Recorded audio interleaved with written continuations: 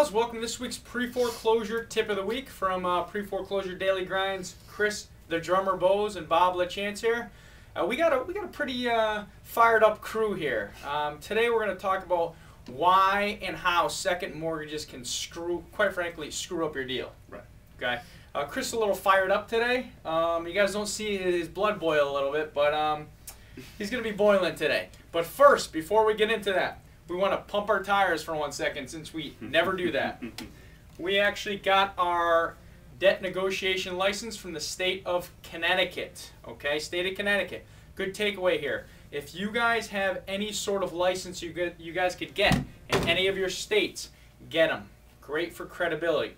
Since we got this license, we've had more agents and more attorneys bring us deals. Great for credibility.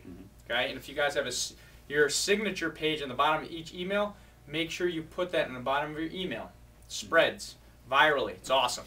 All right, let's get into this week's pre-foreclosure tip of the week. We're going to go over a deal we had with Peoples. Yeah. Okay, with Peoples, they were in second position. Okay, and I'm going to let Chris explain the deal, and I'll interject. And go ahead, Chris. Man, this was an interesting one because, you know, typically when we deal with two mortgage files, the seconds will ask for a large portion of money out of it, even though they're in the second position. And, you know, it may be an amount that's like, they may get like 20% of their debt back. Well, here's a second who's getting 20% at closing, plus the remaining balance through a prom note. So we got the bank, which is second mortgage. First mortgage, again, was a government-insured loan. It was Fannie Mae loan, which is a first mortgage. Okay. Second mortgage was getting 20% of their principal and the rest in a prom note. And the second mortgage was Peoples. Now, so after all of this, so after we finally were able to make this happen for them. Seller was agreeable to all this, so we had to negotiate with the seller, with the bank, to get him this. And after we waited for probably about 3 or 4 months to get any kind of response from the second, when originally the negotiator I've been dealing with over there said about 1 to 2 weeks when we first started working on this, he comes back to me and is basically, he's like, all right, everything looks good, except commissions have to drop down to 4%. Yeah, so you could imagine how angry we were in this office. He's lucky I didn't reach through the phone and strangle him. Yeah, so pretty much that president of that company should kick themselves in their own asses. Yeah. Absolutely absurd, ridiculous. So everyone basically who's coming out with these, let's talk about higher-ups that are coming out with these new short sale rules and laws and all this stuff. See, this is the crap right here that's going to make that law obsolete. Right. Period. Okay? Because the jackasses like this in second position, even when they actually get all of their money, they're still acting like this. Yeah. They're basically just trying to be an asshole, and if you know, they can't some get harsh language from Chris the Drummer Bose today. If they can't get, you know, what they want when they want, you know, it's simply a matter of, oh, well, we just don't, we're not going to let anyone else get what they want either. Yeah. So what we have to do now, okay, and let me take a step back. Also, Fannie Mae first mortgage. You guys all read all of their guidelines in stating that they cannot cut commissions, real estate commissions, from 6% down to 4%. They cannot do that. Now you have a second mortgage that is basically saying that they're going to squash the deal for that. Okay? Bull crap. Bull crap. You guys have to fight that. Good takeaway here. Make sure from day one, these are some things that you ask the second mortgage holder. Okay? Try to get their short sale guidelines right away so you don't have to deal with this crap at the end. Okay?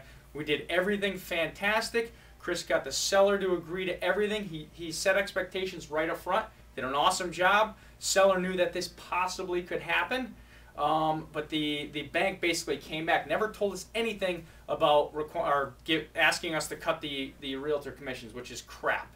In this deal, realtors worked their butts off. Listing agents had this listing for 1.5 years trying to get this thing sold for the seller. So yeah, and then they came to us, which again is a plug to us. We got the deal done in a very short period of time. Okay, but now we have this little snag.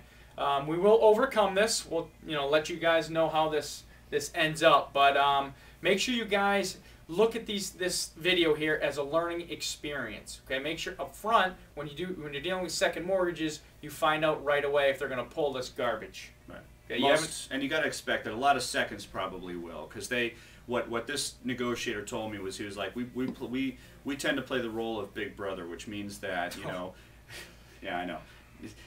Which means that basically, like, they look out for some of the other people who may be losing out and try to help them to get more of their, if they're already good. So in this case, basically, you know, People's is getting their loan paid off, and so he asked, is as it stands now, is the first still taking us short? And I told him yes. So which he knows already is an right. idiot. So the big brother role here is that, you know, well, we've already gotten what we want, so now we'll try to basically set this up so that now the first will get what they want. So this big brother is really acting as a big brother that wants to screw his siblings. Right. Number one, he's trying to screw the seller. Right. Number two, he's definitely screwing the agent. Right. So as a big brother, again, if I'm a president of that company and I hear that, I'd kick myself in the ass. Right. Absolutely absurd. Yeah. But anyway, guys and gals, this is our fired up one today. Just a couple things to look out for. Also, ManageMyShortSale.com. It's our online short sale management and loan modification tool. Second to none, best in the business. Getting a full total upgrade at the end of this month. Fantastic. Check it out. Take it for a free test ride. It's awesome. Anyway, Chris the Drummer Bose, Bob LaChance, this week's pre-foreclosure daily grind tip of the week. Somebody wake me up. Somebody wake me up, yeah. Somebody please wake me up. Whatever happened to the butterflies? Whatever happened to the summertime? And the feeling I got the first time that I saw your eyes, I know. Whatever happened to the honesty? Went out the window with the best of me and the rest of me. And lately I just don't know up from down. Whatever happened to the friendship?